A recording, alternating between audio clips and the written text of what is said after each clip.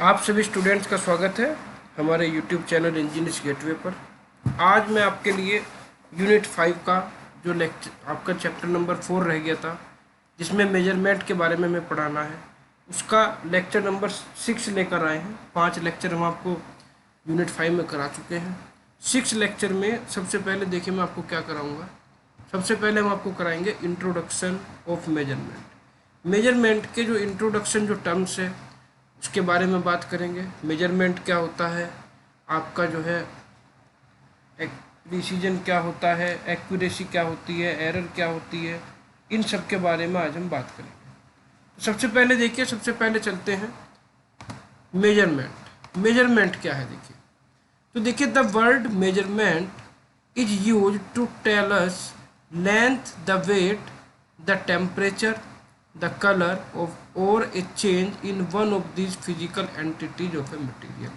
यानी measurement word क्या है, मेजरमेंट वर्ड कहाँ यूज होता है, मेजरमेंट वर्ड यूज होता है टेल अस, बताने के लिए। क्या बताने के लिए? लेंथ, वेट, टेम्परेचर, कलर और ए change in one of this physical entities of a material. किसी भी मटेरियल की कितनी लेंथ है, कितना उसका वेट है, कितना टेम्परेचर है, उसका कलर क्या है, उन सब फिजिकल एंटिटीज को बताने के लिए किसका यूज किया जाता है? मेजरमेंट का यूज किया जाता है। क्लियर है?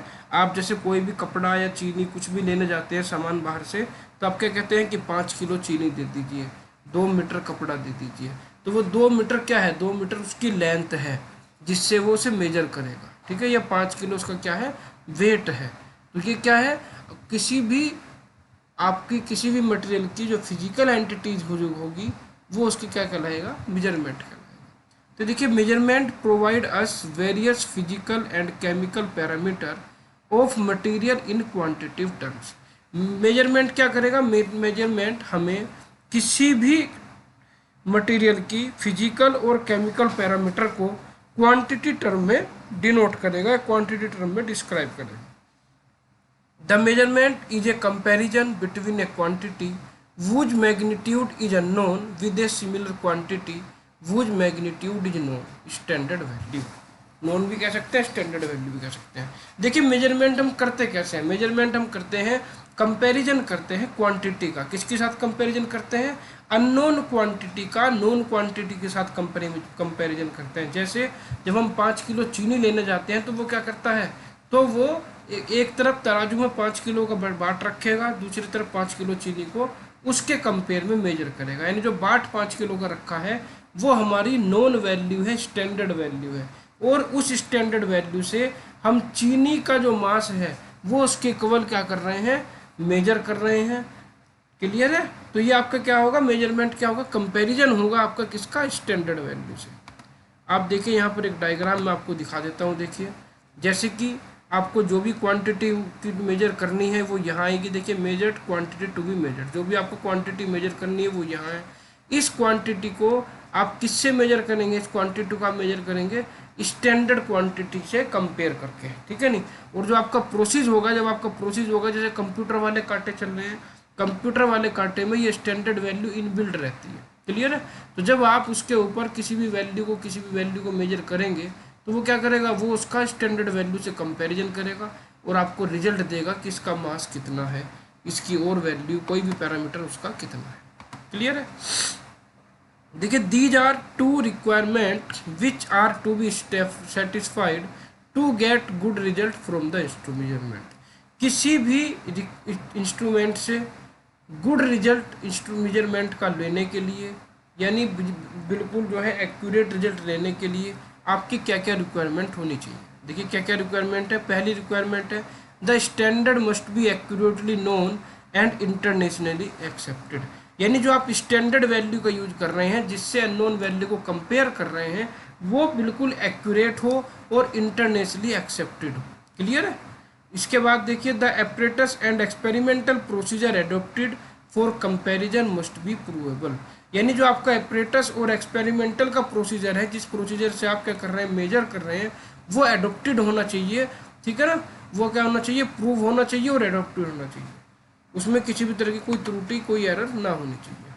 अब बात करते हैं देखिए मेथड ऑफ मेजरमेंट की, कि मेजरमेंट के मेथड कितने होते हैं, कितनी तरह से आप मेजरमेंट को कर सकते हैं। तो देखिए जो आपके मेथड है मेजरमेंट के वो कौन कौन से हैं। पहला मेथड है आपका डायरेक्ट एंड इनडायरेक्ट मेजरमेंट। क्या है? Direct and indirect measurement.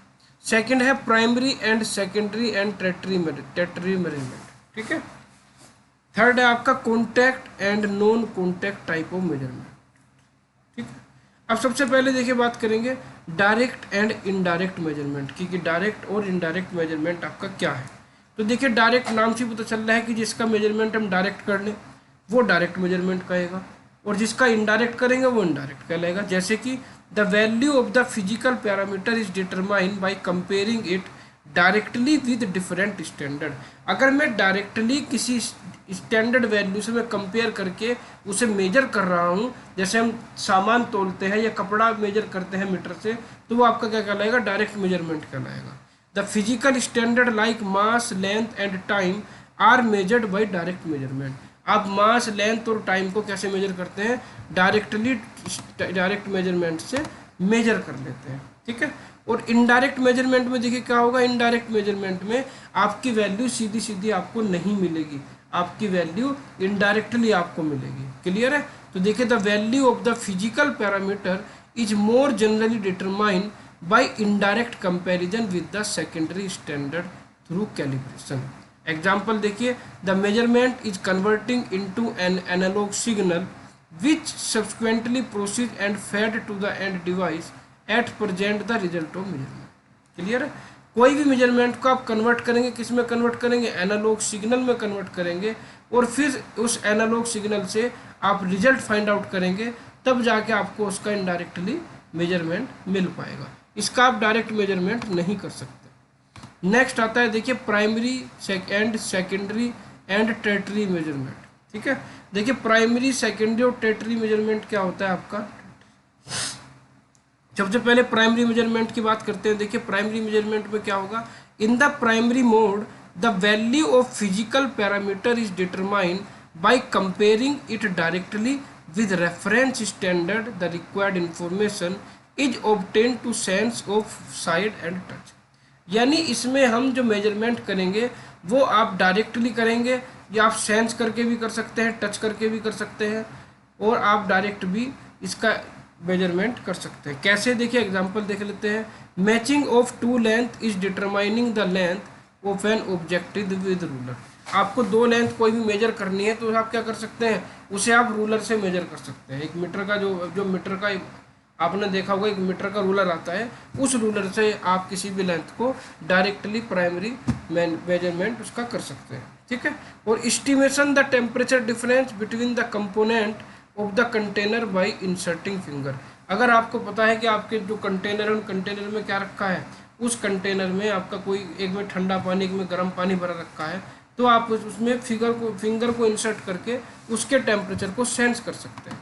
Clear है? नेक्स्ट आता है देखिए secondary and tertiary management. Secondary और टेटरी मैनेजमेंट देखिए क्या होगा आपका। Secondary and tertiary measurement are the indirect measurement involving one transmission or are called secondary measurement, and those involving two convergent are called tertiary measurement। अगर आपको direct value नहीं मिल रही है, आपको आपकी वैल्यू पहले किसी और फॉर्म में कन्वर्ट हो रही है, तब जाके आपको रिजल्ट मिल रहा है, तो वो आपका सेकेंडरी मेजरमेंट कहलाएगा। और आपकी वैल्यू अगर दो बार कन्वर्जन हो रहा है और तीसरी बार आपकी वैल्यू मिल रही है, तो वो आपका टेटरी मेजरमेंट कहलाएगा। ठीक है। तो देखिए the convergent of pressure into displacement by means to be allow the end the convergent of force into displacement. जैसे कि प्रेशर का कन्वर्जेंट होता है, प्रेशर के कन्वर्जेंट में देखिए क्या होता है। प्रेशर के कन्वर्जेंट में आपका क्या करते हैं, आप जैसे कि आप आपकी बर्डन ट्यूब प्रेशर गेज होती है, उसमें भी हम क्या करते हैं, प्रेशर के कन्वर्जेंट में आपको डिस्प्लेसमेंट मिलता है। क्या मिलता है? डिस्प्लेसमेंट मिलता है, और उस डिस्प्लेसमेंट को हम प्रेशर में कन्वर्ट करते हैं। आगे जब हम प्रेशर मेजरिंग डिवाइस पढ़ाएंगे तब आपको दिखाएंगे कि प्रेशर को मेजर करने के लिए हम क्या करते हैं, लोड को अप्लाई करते हैं। जब लोड को अप्लाई करते हैं कि लोड को अप्लाई करने पर उसके अंदर क्या होता है, उसके अंदर डिस्प्लेसमेंट होता है, और जितना उसके अंदर डिस्प्लेसमेंट होता है उस डिस्प्लेसमेंट को हम किस में कन्वर्ट करते हैं, प्रेशर में कन्वर्ट करते हैं। तो ये आपका क्या कहलाएगा, सेकेंडरी मेजरमेंट कहलाएगा। ठीक है। तो देखिए pressure measurement by manometer and the temperature measurement by mercury in glass tube thermometer. देखिए ग्लास ट्यूब थर्मोमीटर जो होता है उसमें आपको क्या मिलता है, उसमें आप प्रेशर मेजर करते हैं, लेकिन प्रेशर को मेजर करने के लिए आप सबसे पहले उसे हाइट में क्या करते हैं, हाइट में मेजर करते हैं। आपको क्या मिलेगा, प्रेशर डिफरेंस मिलेगा, हाइट का डिफरेंस मिलेगा, फिर उस हाइट के डिफरेंस को आप प्रेशर में कन्वर्ट करते हैं। ठीक है, तो वो भी आपका सेकेंडरी मेजरमेंट होगा। और टेरिटरी मेजरमेंट जो होगा, देखिए उसका क्या एग्जांपल होगा, the measurement of static pressure by boundary tube pressure gauge is a typical example of territory measurement. जो टेरिटरी मेजरमेंट होता है आपका, वो टिपिकल एग्जांपल है किसका, आपका टेरिटरी में। जो बर्डन ट्यूब प्रेशर गेज है वो आपका एग्जाम्पल है टेरिटरी मेजरमेंट का। बर्डन ट्यूब प्रेशर गेज में देखिए क्या होगा, पहले आप प्रेशर अप्लाई करेंगे, जब प्रेशर अप्लाई होगा तो उससे आपका रैक एंड पिनियन जो एक इंस्ट्रूमेंट होगा उसके अंदर डिफ्लेक्शन जाएगा, फिर रैक एंड पिनियन से पॉइंटर मूव करेगा, तब जाके आपको रिजल्ट मिलेगा। यानी इसके अंदर कन्वर्जेंट जो है वो दो या दो से ज़्यादा कन्वर्जेंट रहते हैं, इसलिए इसे टेरिटरी मेजरमेंट कहते हैं। ठीक है, नेक्स्ट देखिए आता है आपका contact and non contact type of measurement. Contact and non contact type of measurement. Contact measurement वो होगा जिसमें हम किसी भी डिवाइस को कॉन्टैक्ट करने के बाद ही मेजर कर सकते हैं, और जब हम किसी डिवाइस से बिना किसी कॉन्टैक्ट के मेजर कर लेंगे वो आपका नॉन कॉन्टैक्ट टाइप कहलाएगा। जैसे देखा होगा आपने, जब कोरोना हो गया था तो आप टेम्परेचर को मेजर करने के लिए एक मशीन का यूज करते थे, वो मशीन बिना किसी कॉन्टैक्ट के क्या कर लेती थी, मेजर कर लेती थी। और जब बुखार को पहले आपको देखा होगा कि थर्मोमीटर होता था, थर्मोमीटर से मेजर करते थे, तो वो क्या करते थे, वो जीभ के नीचे रखते थे, तो वो क्या होता था, वो कॉन्टैक्ट टाइप होता था। तो देखिए where the sensing element of the measuring device as a contact with medium whose characteristic are being measured. ठीक है, जब हम किसी भी एलिमेंट को सेंस करते हैं किस तरह से, विद मीडियम, उसके अंदर कोई ना कोई मीडियम होता है, कहीं ना कहीं कॉन्टैक्ट होता है, तब वो आपका कहलाता है कॉन्टैक्ट टाइप। और नॉन कॉन्टैक्ट टाइप देखिए क्या कहलाएगा, where the sense does not communicate physically with the medium. अगर वो आपका फिजिकली कॉन्टैक्ट में नहीं है और हम उसे बिना किसी मीडियम के क्या कर रहे हैं, सेंस कर रहे हैं, वो आपका कहलाएगा नॉन कॉन्टैक्ट टाइप। ठीक, इसके एग्जाम्पल होते हैं देखिए optical, radio and some of the electrical electronics measurement belong to its category. Clear है, सब इसी कैटेगरी के अंदर बिलोंग करते हैं आपके ये। इसके बाद आपका देखिए आता है एरर इन मेजरमेंट। एरर देखिए, एरर क्या होती है, मेजरमेंट की एरर क्या होती है। देखिए एरर क्या है, अगर आपने कोई वैल्यू आपने फाइंड आउट की और वो वैल्यू आपकी सही नहीं है, उसमें कोई त्रुटि है, तो वो आपकी क्या कहलाएगी, वो आपकी एरर कहलाएगी। कि वैल्यू आनी थी 5, आई 4.9, तो इसका मतलब क्या है, उसके अंदर एरर है। ठीक है, तो देखिए an error may be defined as the difference between the measured and actual value. Error क्या है आपका, एरर आपकी कैसे डिफाइन करेंगे, difference between the measured and actual value. Actual value और मेजर्ड वैल्यू का डिफरेंस आपका क्या कहलाएगा, एरर कहलाएगा। क्लियर है, देखिए for example if the two operator use the same device और instrument for measurement it is not necessary that both operator gate similar result. अगर एक ही मशीन को दो ऑपरेटर यूज कर रहे हैं तो जरूरी नहीं है कि दोनों ऑपरेटर सेम ही वैल्यू निकालें, हो सकता है कि दोनों वैल्यू क्या है, अलग अलग है। तो ये भी क्या है, आपकी एक तरह की एरर है। ठीक है, तो देखिए the difference between the measurement is referred to as an error. जो आपका डिफरेंस होगा मेजरमेंट में, वही आपका डिफरेंस क्या कहलाएगा, एरर कहलाएगा। मान लिया पहले जो आप पहला ऑपरेटर है उसने वैल्यू निकाली 4.9, दूसरे ऑपरेटर ने निकाली 4.87, तो कितनी एरर हो गई, 0.03 की एरर हो गई। ठीक है ना। अब बात करते हैं देखिए classification. Error are classified into, error को हम क्लासिफाई कर सकते हैं, कितनी तरह की एरर होती है। देखिए एक होती है ग्रोस एरर, सेकंड होती है सिस्टमेटिक और इंस्ट्रूमेंटल एरर, और थर्ड होती है रैंडम और एक्सीडेंटल। तो देखिए एक एक करके चारों एरर की बात करेंगे। पहली जो एरर है आपकी वो है ग्रोस एरर। क्या है, ग्रोस एरर। देखिए ग्रोस एरर क्या होती है आपकी, ग्रोस एरर क्या होगी, अगर आपके ह्यूमन मिस्टेक की वजह से, जैसे आपको रीडिंग आप नोट कर रहे हैं, आपकी रीडिंग थी कुछ और आपने पढ़ कुछ और ली, तो वो आपकी ग्रोस एरर कहलाती है। ठीक है, तो देखिए these cause of error mainly covers human mistake in reading instrument and recording and calculating measurement. ठीक है, ये किसके कारण होती है ग्रोस एरर आपकी, ग्रोस एरर आपकी तब होगी जब आपका ह्यूमन मिस्टेक करेगा किसमें, reading instrumentation and recording, instrumentation की रीडिंग को रिकॉर्ड करने में, उसे पढ़ने में, एंड कैलकुलेटिंग मेजरमेंट रिजल्ट, और मेजरमेंट जो रिजल्ट है उसे कैलकुलेट करने में अगर वो गलती करेगा तो वो आपका क्या कहलाएगा, ग्रोस एरर कहलाएगा। देखिए एग्जांपल देखते हैं इसका। For example the temperature is 31.5 degree centigrade but it will write at 21.5 degree centigrade. अगर आपका टेम्परेचर मशीन ने कितना दिया, जो डिवाइस थी उसने आपका टेम्परेचर दिया 31.5 डिग्री सेंटीग्रेड, और आपने उसे क्या राइट किया, आपने उसे लिख लिया 21.5 डिग्री सेंटीग्रेड। क्लियर है नहीं? तो ये जो एरर हो गई आपकी, ये क्या कहलाएगी, ये आपकी ग्रोस एरर कहलाएगी। ठीक है, क्योंकि ये ऑपरेटर की गलती से हो रही है, और they can be avoided by adopting two means. इसे हम कैसे अवॉइड कर सकते हैं, तो इसे अवॉइड करने के देखिए दो आपके जो हैं दो तरह से आप इसे अवॉइड कर सकते हैं। फर्स्ट है आपका great care should be taken in reading and recording the data. जब आप डाटा को रीड कर रहे हो, रिकॉर्ड कर रहे हो, तब आपको ज़्यादा केयर की आवश्यकता है, ज़्यादा ध्यान देने की आवश्यकता है। ठीक।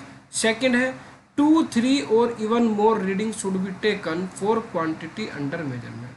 हम क्या करें, हम एक वैल्यू ना लेके 2, 3 या 3 से ज़्यादा वैल्यू क्या कर ले,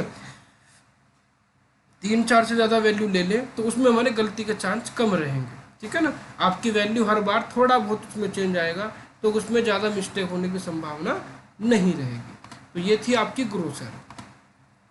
अब बात करते हैं देखिए सिस्टेमेटिक एरर की। किसकी बात करते हैं, सिस्टेमेटिक एरर की। सिस्टेमेटिक एरर देखिए आपकी क्या होगी, सिस्टेमेटिक एरर होगी, देखिए these type of error are divided into 3 category. Systematic error को आप 3 पार्ट में डिवाइड कर सकते हैं। फर्स्ट आती है आपकी इंस्ट्रूमेंटल एरर, थर्ड आती है इन्वायरमेंटल एरर, और थर्ड आती है ऑब्जर्वेशनल एरर। पहली इंस्ट्रूमेंटल एरर जो इंस्ट्रूमेंट की वजह से होगी, सेकंड इन्वायरमेंटल एरर जो इन्वायरमेंट की वजह से होगी, और थर्ड आती है ऑब्जर्वेशनल एरर जो ऑब्जर्व करने की वजह से क्रिएट होगी। तो एक एक करके इनके बारे में बात करेंगे। सबसे पहले बात करते हैं देखिए इंस्ट्रूमेंटेशन एरर की। इंस्ट्रूमेंटेशन एरर देखिए क्या होगी, these error occur due to 3 main reason. जो इंस्ट्रूमेंटेशन एरर है वो किस किस वजह से देखिए हो सकती है।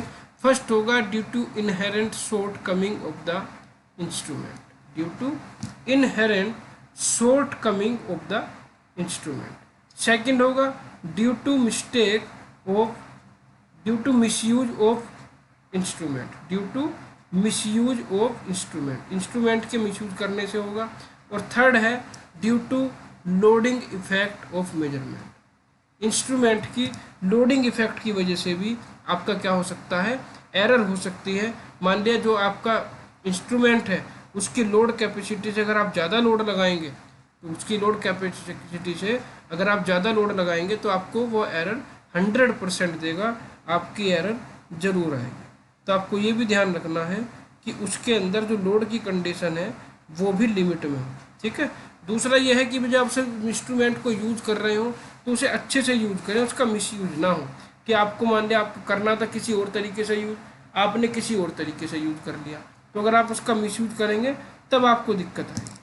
ठीक है नहीं। और तीसरी कंडीशन है due to inherent shortcoming of the instrument. ठीक है, इनहेरेंट की वजह से भी क्या होती है, इंस्ट्रूमेंट में एरर हो सकती है। इनहेरेंट का मतलब होता है देखिए किसी भी मशीन में मतलब इनबिल्ड होना, इनबिल्ड का मतलब इंस्ट्रूमेंट के अंदर ही एरर इनबिल्ड है। ठीक है नहीं, उसमें आप कुछ नहीं कर सकते। अगर इंस्ट्रूमेंट का कोई अंदर का पार्ट खराब हो गया, कोई कमी अंदर हो गई, तो उसकी वजह से क्या हो जाएगी, उसके अंदर ऑटोमेटिक एरर क्रिएट हो जाएगी। ठीक है, उसे कहते हैं इनहेरेंट शॉर्ट कमिंग। सेकंड देखिए इसी में ही सेकंड है आपका इन्वायरमेंटल एरर। देखिए इन्वायरमेंटल एरर क्या होती है, these error are cause due to change in the environmental condition in the area surrounding the instrument that may affect the instrument characteristic such as effect of change in temperature, humidity, barometric pressure। यानी अगर environmental condition change होने की वजह से आपके जो reading है, आपकी जो मेजरमेंट है उसमें एरर क्रिएट हो रही है, वो आपका कहलाएगा इन्वायरमेंटल एरर। मान लिया आपका टेम्परेचर चेंज हो गया इन्वायरमेंट का, या ह्यूमिडिटी चेंज हो गई, या प्रेशर चेंज हो गया, तो इन सब की वजह से भी आपकी जो वैल्यूज़ होती हैं उन पर क्या पड़ता है, इफेक्ट पड़ता है। जिसकी वजह से उसमें एरर क्रिएट हो जाती है। थर्ड आता है आपका देखिए ऑब्जर्वेशनल एरर। ऑब्जर्वेशनल एरर देखिए क्या होती है, these error are produce by the experiment. ये आपके एरर कब होगी, एक्सपेरिमेंट के द्वारा होगी, जब हम एक्सपेरिमेंट करेंगे तब होगी। और these error are cause by the habit of individual observer. जो आपका ऑब्जर्वर है उसकी बैड हैबिट की वजह से इसके अंदर ऑब्जर्वेशनल एरर होगी, कि ये मशीन की एरर नहीं है, ये ऑब्जर्वेशनल एरर है। जो ऑब्जर्व कर रहा है, जो रीड कर रहा है, जो उस एक्सपेरिमेंट को कर रहा है, उसकी वजह से क्रिएट होगी। और टू मिनिमाइज पैरेलैक्स एरर, इसे पैरेलैक्स एरर भी कहते हैं। To minimize parallax error modern electric instrument have digital display of output. और इस एरर को दूर करने के लिए अब हम क्या करते हैं, हम डिजिटल डिस्प्ले का यूज़ करते हैं, क्योंकि डिजिटल डिस्प्ले में आपकी जो वैल्यू आती है वो डिजिटल फॉर्म में आती है। एनालॉग फॉर्म में वैल्यू को पढ़ना क्या रहता है, थोड़ा टिपिकल रहता है। तो क्या रहता है, डिजिटल डिस्प्ले में आपको बिल्कुल एक्यूरेट वैल्यू देगा। थर्ड जो एरर आती है आपकी वो है रैंडम और एक्सीडेंटल एरर। रैंडम और एक्सीडेंटल एरर देखिए क्या होती है, मान लिया आपकी जो मशीन है वो चलते चलते ख़राब हो गई, या चलते चलते उसके अंदर कुछ कमी हो गई, ठीक है नहीं, तो वो क्या होती है, वो रैंडम एरर होती है। तो रैंडम एरर किसी भी तरीके से हो सकते हैं, इक्विपमेंट में डिस्टर्बेंस हो गया, या आपका जो है करंट में फ्लक्चुएट हो गया, या वोल्टेज अप डाउन हो गई मशीन चलते हुए, तो उस समय क्या होगा, किसी भी रैंडम क्रिएशन की वजह से उसके अंदर एरर क्रिएट हो जाएगी। तो देखिए the cause of such error is unknown और नॉट डिटर्मिनेबल। वो एरर जिसका जो कोज है वो अननोन हो और नॉन डिटर्मिनेबल हो in the ordinary process making instrument, वो क्या कहलाएगा आपका, वो रैंडम एरर कहलाएगी। और such error are normally small and follow the law of chance. और ये जो एरर होगी आपकी कैसी होगी, ये आपकी स्मॉल और follow the law of chance, ये मतलब कम रहेगी एरर आपकी। ऐसा नहीं है कि हर बार ही होगी, ये आपकी बहुत मतलब कभी जैसे वोल्टेज के अंदर ज़्यादा ड्रॉप हो गया, या करंट के अंदर ड्रॉप हो गया, या किसी भी तरह की और कंडीशन मशीन के अंदर चेंज हो गई, तब होगी, ठीक है। यानी इसके चांस आपके कम रहेंगे होने के। और random error they may be treated mathematically according to the law of probability. और रैंडम एरर है उसे हम कैसे ट्रीट करते हैं, उसे प्रोबेबिलिटी के अकॉर्डिंग हम क्या करते हैं, ट्रीट करते हैं। क्लियर है, क्योंकि इसका कोई फॉर्मूला नहीं होता, कोई इसका ऑब्जर्वेशन नहीं कर सकता, ये रैंडम होती है, तो इसमें प्रोबेबिलिटी का ही यूज किया जाता है। और जैसे कि सर्टेन ह्यूमन एरर, कुछ ह्यूमन एरर की वजह से भी हो जाता है। मान लिया आपकी तबीयत ख़राब है, आपकी जो है आप स्ट्रेस में हैं, आपको मन नहीं है काम करने का, तो वहाँ से भी जो एरर होगी वो आपकी रैंडम और एक्सीडेंटल एरर कहलाएगी। सेकंड होता है आपका error cause due to the disturbance to the equipment. Equipment में अगर किसी तरह का डिस्टर्बेंस होता है वो भी आपका रैंडम और एक्सीडेंटल एरर में आता है। और error cause by fluctuating experimental condition, जो एक्सपेरिमेंटल की कंडीशन है अगर उसके अंदर किसी तरह का फ्लक्चुएशन होता है तो वहाँ से जो आपकी एरर क्रिएट होगी वो आपकी रैंडम या एक्सीडेंटल एरर कहलाएगी। अब एरर के बाद देखिए, एरर के बाद आपकी 3-4 छोटी छोटी टर्म आती हैं। फर्स्ट टर्म आती है आपकी कैलिब्रेशन। क्या आती है, कैलिब्रेशन। कि कैलिब्रेशन क्या है, देखिए कैलिब्रेशन में आपको बता दूं कैलिब्रेशन क्या होता है। जब भी हम किसी मशीन से किसी भी मेजरमेंट को स्टार्ट करते हैं तो सबसे पहले हम मशीन का कैलिब्रेशन करते हैं। पहले हम मशीन को चेक करते हैं, मशीन को किसी स्टैंडर्ड वैल्यू से कंपेयर करते हैं और देखते हैं कि क्या वो एक्यूरेट वैल्यू दे रहा है या नहीं। अगर वो स्टैंडर्ड वैल्यू को बिल्कुल सही दिखा रहा है, आपके ने जो मेजर वैल्यू की है, जो स्टैंडर्ड वैल्यू है वो बिल्कुल एक्यूरेट है, तो हम समझेंगे कि आपका इक्विपमेंट बिल्कुल सही रीडिंग दे रहा है। और अगर उसकी रीडिंग में किसी तरह की कोई एरर है तो सबसे पहले हम उस एरर को क्या करेंगे, रिमूव करेंगे। और जब उस एरर को रिमूव करते हैं तो वही प्रोसेस आपका कैलिब्रेशन कहलाता है। जब आपकी एक्यूरेट वैल्यू हो जाएगी उसके बाद ही आप क्या करते हैं, किसी भी वैल्यू को मेजर करना शुरू करते हैं, ठीक। तो देखिए calibration is the process of testing और restoring the accuracy of an instrument or measuring equipment by comparing it with an established standard to ensure that it is operating safely and efficiently। यानी calibration वो procedure है जिसके द्वारा हम क्या करते हैं, टेस्टिंग करते हैं या रिस्टोर करते हैं एक्यूरेसी को, किसकी, इंस्ट्रूमेंट की, क्लियर है, और मेजरिंग इक्विपमेंट की, by comparing it with an establish standard, by comparing, इसे कंपेयर करके, किससे कंपेयर करके, with an establish standard to ensure that it is operating safely and efficiently, और ये इंश्योर करते हैं कि वो सेफली और इफिशिएंटली ऑपरेट करे, आपकी वैल्यू को दे, ठीक। और रिजोल्यूशन देखिए क्या होता है, रिजोल्यूशन होता है आपका, resolution refer to the smallest change in value that the instrument can detect और डिस्प्ले, यानी आपका अगर आप किसी वैल्यू में चेंज कर रहे हैं, इनपुट वैल्यू में चेंज कर रहे हैं, तो वो मिनिमम वैल्यू आपकी इनपुट की जिसे आपका इंस्ट्रूमेंट क्या कर रहा है, डिटेक्ट कर रहा है या डिस्प्ले कर रहा है, ठीक है नहीं। कुछ वैल्यू ऐसी होती है, जैसे मान लें कोई वैल्यू है 0.05, आपने इतनी वैल्यू 0.05 वैल्यू आपने चेंज की, तो इतनी वैल्यू का कभी कभी इंस्ट्रूमेंट के अंदर पता ही नहीं चलता, ठीक है नहीं।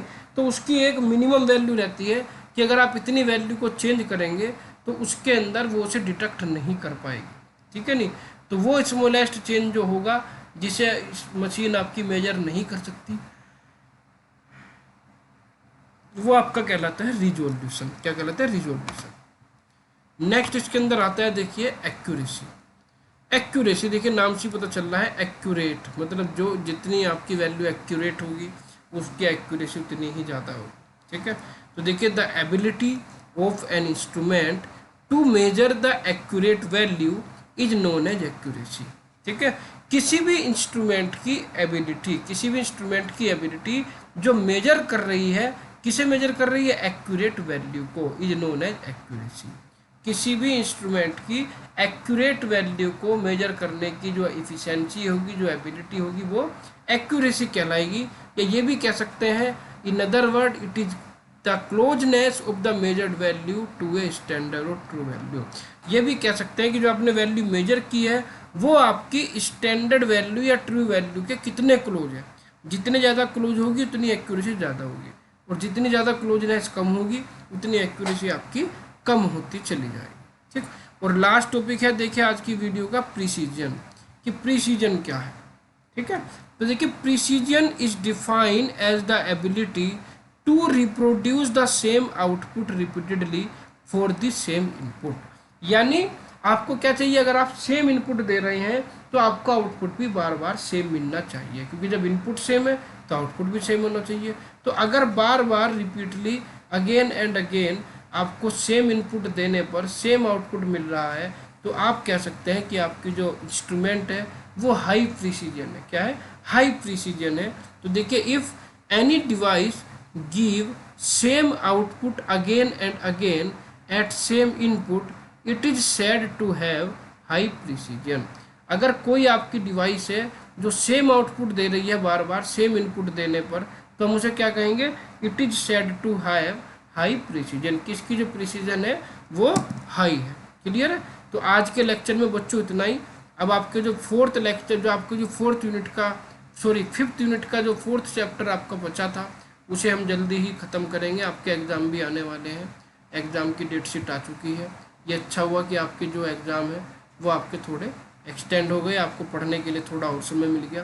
तो आप आज का एक लेक्चर मैंने 6th लेक्चर करा दिया, 7th लेक्चर भी आपको जल्दी ही मिल जाएगा, और एक ही लेक्चर इसका और होगा। मतलब 3 लेक्चर हैं इसमें, 6, 7, 8, 6 हो गया, 7, 8 आपका और बचेगा, वो भी हम आपको जल्दी ही पूरा करा दें। तो आज के लिए इतना ही बच्चों, धन्यवाद। चैनल को सब्सक्राइब करें बेटा, वीडियो को लाइक करें, कमेंट में अपना फीडबैक ज़रूर दें कि आपको वीडियो कैसे लगी। धन्यवाद।